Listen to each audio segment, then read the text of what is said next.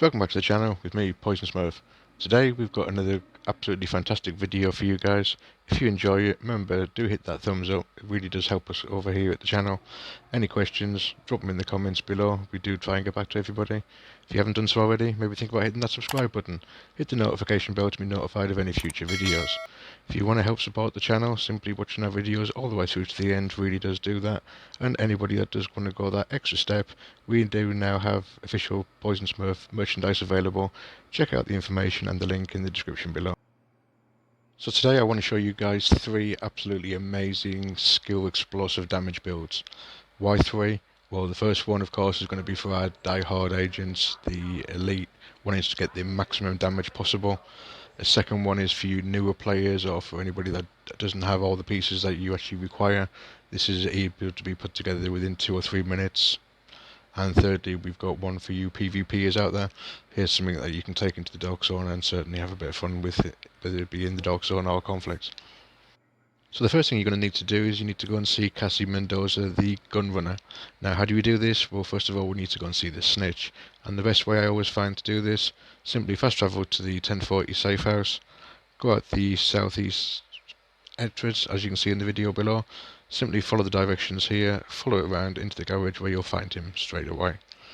And why do we want to go and see Cassie? Well, it's for this. It's the named China Light bag, the strategic alignment. Now, why do we want this? Not only do we get 15% explosive damage from the one piece, as you can see it comes with a skill tier. It has max 12% skill haste, which means that we can roll this third talent off to maximum skill damage, giving us a god roll piece. But also we get the perfect shocking awe. Apply statuses gives us 20% skill damage for 20 seconds with no cooldown. Now this is going to be really important for today's build. So as I say, come along to Cassie, pick it up. It is only cheap and it's going to really help you out with both of our builds today. So now we've done that, we're going to make our way back to the White House and we can get into today's builds. So as far as the specialisation is concerned, we're of course going with the Demolitionist. Why? Well, there's a few reasons. We get to ignore explosions every 60 seconds. Now this can be really helpful. We also get the artillery turret, which obviously comes along with the 10% skill damage mod. But this is the main reason here, obviously 10% increased explosive damage. But of course, as a bonus, we do get obviously the fragmentation grenade too. So moving on to weapons, of course, we've got our exotic assault rifle, the capacitor. Why have we gone with that? Obviously, building up hits, builds up our stacks, stacks up to 40 times. For each stack we get 1.5% skill damage, so at max stats of 40 we are getting an extra 60% damage. Now normally I would be running my Harmony as my secondary for InSync, but instead the way I've done it is I've elected to go with my pistol, the TDI card custom. Why? Talent, we've got InSync. Hitting an enemy grants 15% skill damage, using a skill gives us 15% weapon damage, doing both at the same time, doubles them up, giving us 30 of both. Now the reason I've put it on my pistol, because then that way that allows me to run a secondary weapon, and in this case I've gone with my P416 with the talent Future Perfect. Now why have I gone with Future Perfect? As you can see, weapon kills add one skill tier for 15 seconds, stacks up to 3 times. Weapon kills at skill tier 6 grant overcharge for 15 seconds, cooldown 90 seconds. Now as we're running a 6 tier skill build, any single kill we get with this is going to proc overcharge and give us a huge buff. So as you can see with the 3 weapons, we've got 60% damage extra from the capacitor. If we need to, we can always switch to our secondary, procking the overcharge every 90 seconds, and then if everything else fails, we can always drop back to our pistol and still proc InSync. The best of all 3 worlds. Now the specialisation and the weapons loadout we've just ran through is going to be same for all 3 builds, guys. So the first version is for you veteran guys out there. As you can see, we're running a 3-piece Empress International, 1-piece China Light, 1-piece Wither with the exotic waveform holster. Why have we done that? If we quickly look at the 3-piece bonus for the Empress, we get 10% skill health, 10% skill damage and 10% skill efficiency. Remembering skill efficiency includes everything: skill damage, skill haste, skill duration, all of that good stuff. With the mask, as you can see, we've got skill tier, skill haste, skill damage with a max skill haste mod. Second piece of Empress, we've got the gloves, same again, skill tier, skill haste, skill damage. and the knee pads exactly the same. Skill tier, skill damage, skill haste. As far as the bag's concerned, here it is, the strategic alignment bag we picked up earlier from Cassie Mendoza. The one piece, 15% explosive damage. As you can see now, we've got a skill tier, max skill haste, max skill damage that we've just rolled on, skill haste mod, and perfect shock and awe. Applying a status gives us an extra 20% skill damage for 27 seconds. As far as our chest piece is concerned, obviously we've gone with the Withenware. One piece, 10% skill damage. This one's rolled skill tier, skill damage, 12% skill haste with another skill haste mod, and of course the talent glass cannon. All damage you deal is amplified by 25%.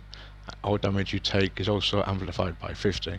Now obviously that's multiplicative, so that once again that's given us huge buffs. And then finally we've got the exotic waveform, alternative current, generate a stack of 3% skill damage on one of your skills every second, capping at 10 stacks, basically giving us 30% skill damage, which will periodically just swing back and forth in between our two skills, giving us yet again another bonus. So if we look overall, we've just got bonuses everywhere on this build. We've got the 15% explosive damage from the specialization, we've got up to 60% skill damage from our capacitor, we've got overcharge coming from our P416, we've got in-sync on our pistol, we've got shock and awe on the bag giving us another 20%, we've got glass cannon giving us another 25% multiplicative, we've got another 30% on the holster. It's just stacked up everywhere. As far as our skills are concerned, of course we've gone with the artillery turret. As you can see, also applies bleed. This thing hits like a truck. As secondary, we've gone with the cluster seeker mine. Quite quick slowdown. Number of mines, 10 in total. And yeah, this really hits hard.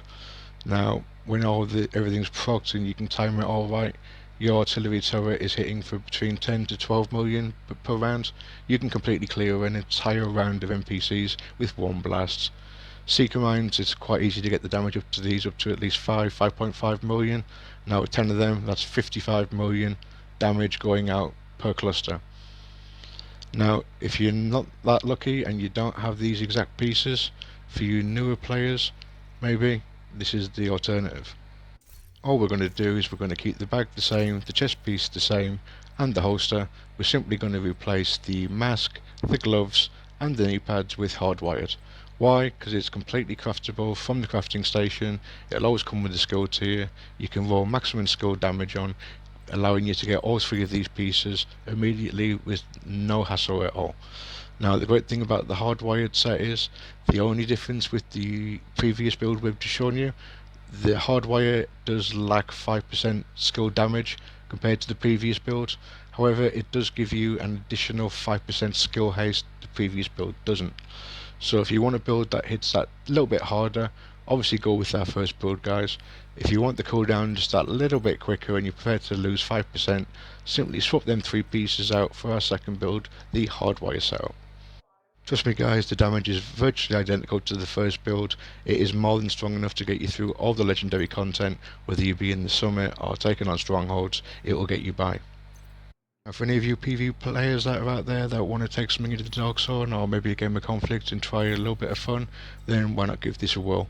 As you can see with our first build, we've gone with the 3-piece Empress International. We've done that on the mask, the gloves and the knees. As you can see, all skill tier, skill haste, skill damage, skill haste mods straight through. Same on the gloves and the knees. With this one, I've actually gone with the Withenware bag with tech support. Skill kills increase total skill damage by 25% for 20 seconds. The reason I like this is, obviously the buffs for quite a long time. There's no cooldown on this, and obviously I do expect to be getting kills quite quickly with this setup. Of course, with the 10%, we're getting that extra 10% skill damage from the Withenware. As far as the chest is concerned, I've gone with a China Light. Why? 15% explosive damage for the one piece. This one we've got skill tier. Unfortunately, I've got health and explosive resistance rolled on this one. Ideally, I would like skill damage and possibly status effects or skill haste, but my RNG hasn't been that good. Oh, I need to add a mod to this. That'll just be a skill haste mod. But most importantly, we've gone with Vanguard. Deploying a shield makes it invulnerable for 5 seconds and grants 45% of your armor as bonus armor to all of your allies for 20 seconds. So yeah, even though we've only got a low armor amount, guys, at like 730k, we're going to be giving all of our teammates like 400k, 350k, something like that, bonus armor, which obviously helps all them out. It allows me to pull a shield out, which is going to be completely invulnerable for 6 seconds. And of course we've gone with the waveform. We've gone over the stats on that previously, so I won't go over that again. But we've actually gone with a bulwark shield. Why? As you can see, 60 yellow. If we look down at the health of this, we're currently looking at 16 million health for our shield. Now that's going to take a little while to take down. Now bearing in mind, obviously we've got Vanguard as well, it's going to be indestructible for 5 seconds, and then they have to choose through 16 million. That definitely gives us time. And what do we want the time for? Simple. It's our good old faithful shrapnel trap. As you can see, shrapnel trap applies bleed status. Cooldown is quite short, it looks longer than what it is, that's before the skill haste. The damage is ridiculous, 3 million, 15 traps. I mean, obviously they're quite well spread, guys. As you can see, we've got the tier 6 bonus, 60% damage. And then all you would do is simply find your target, you would pull out your shield, drawing your TDI card pistol, land a single shot, proccing insync. You would then throw out your shrapnel trap, obviously proccing the second half of insync, giving you that massive 30% bonus, and literally anything in front of you is going to go away very, very quickly. In the meantime, it may be shooting back at you, but don't worry, of course, we've just procced Vanguard, so for 5 seconds they're not going to be doing anything to us, and if somehow they do manage to survive that 5 seconds, well, they're going to be like needing to hit superly hard, because they've still got like 16 million plus to chew through on the shield, by which time your shrapnel trap is back, and guess what, it's game over. If you don't like using the shrapnel trap, or you maybe don't have it unlocked, simply swap this out for the Stinger Hive instead. Again, it applies bleed, it hits like a mother, and yes, it is affected by explosive damage. When you trigger it, you can quite clearly see yellow damage numbers, that is explosive damage. So that's going to do it for today, guys. As always, a big thank you to everybody that made it to the end. That's the best way you really can support the channel. If you did enjoy it, remember to hit that thumbs up. If you didn't like it, hit a thumbs down. Any questions, comments, drop them in the box below, but we'll try and get back to everybody. But until then, guys, stay safe, and most importantly, keep on grinding.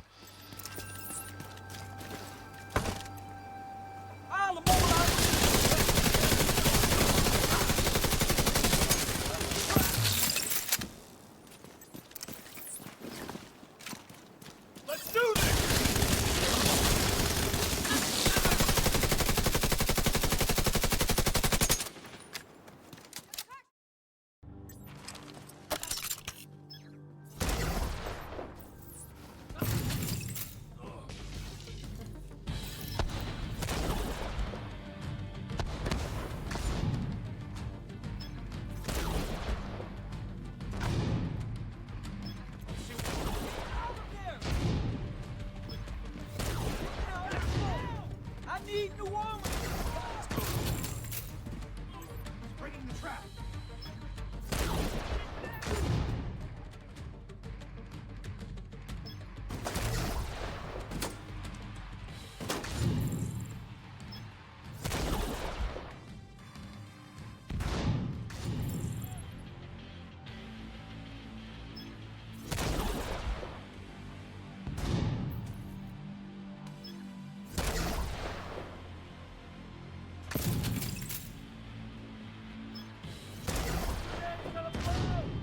Better not get hit.